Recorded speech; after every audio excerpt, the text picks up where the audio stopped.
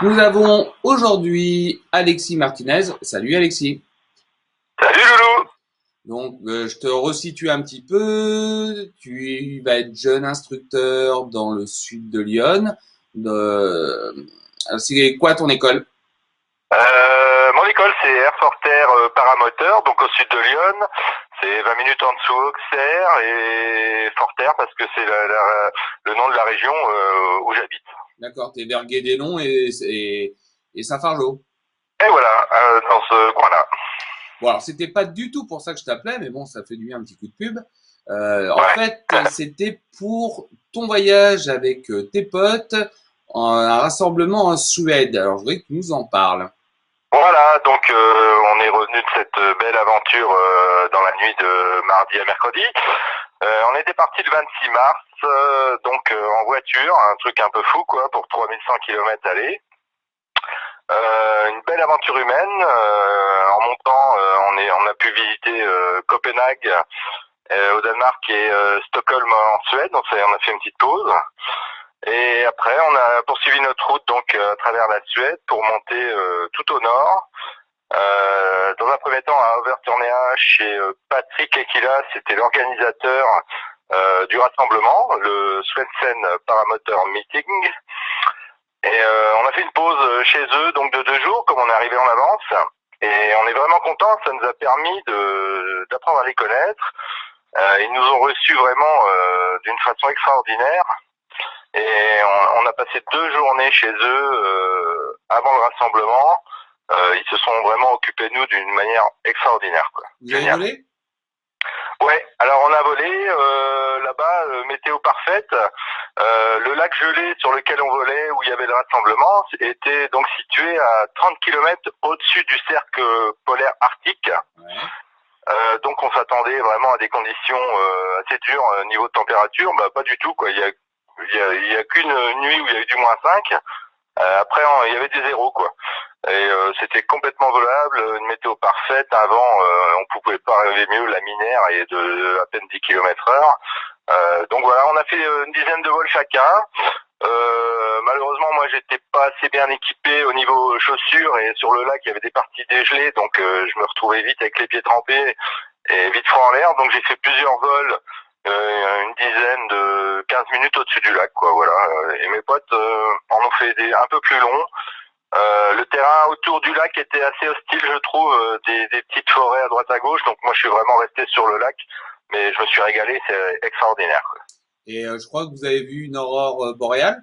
Ouais, alors le samedi 2 avril, en plus c'est une grande date, c'était le jour de mon anniversaire, donc je l'ai fêté là-bas.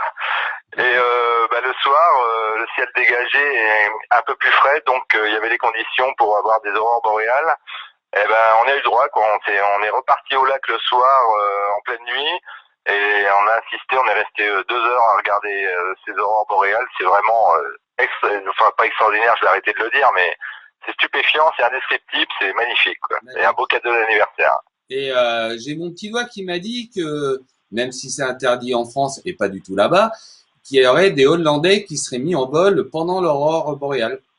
Et ouais, quand on était là-bas, encore au loin, on voyait des lumières, des frontales, quoi. On se demandait ce que c'était. Et jusqu'au moment où on a entendu 2 moteurs démarrer et des strobes s'allumer, quoi. Et les 2 garçons hollandais, en fait, il y avait 2 couples, les filles volaient aussi, mais pas la nuit, là. Et les 2 garçons ont décollé de nuit sur le lac gelé et ont volé dans enfin, c'est pas dans les aurores boréales, c'est dans le ciel où il y avait des aurores boréales, parce que je peux pas définir l'altitude d'une aurore boréale. Et ils ont fait un vol d'une petite demi-heure dans ce milieu-là, et rien que du sol, c'était déjà extraordinaire, mais on a attendu qu'ils se posent, et ils étaient épatés par le spectacle, et puis nous aussi, parce qu'il faut vraiment oser le faire, et bon, moi, j'aurais pas osé le faire, mais ils l'ont fait, et c'est extraordinaire. Et rien à voir, vous avez bien mangé? Ouais. On s'attendait, on avait regardé un peu les bouquins, genre Guide du routard, tout ça. Bon, la bouffe, c'est pas des spécialistes, mais on a été accueillis.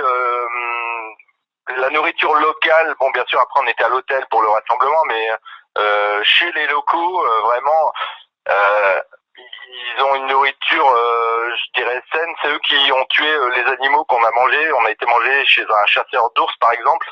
Et il nous avait préparé du renne, du caribou, du saumon qu'il avait pêché lui-même. Bon, voilà.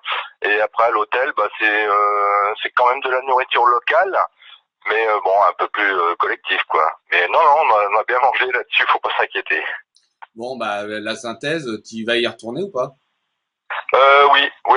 Peut-être d'une manière différente, parce que mine de rien, on a passé presque 6 jours sur la route. Ouais. Bon, après, c'était quand même un régal, parce qu'on s'est bien marré entre copains, quoi. Voilà, tout le monde doit comprendre.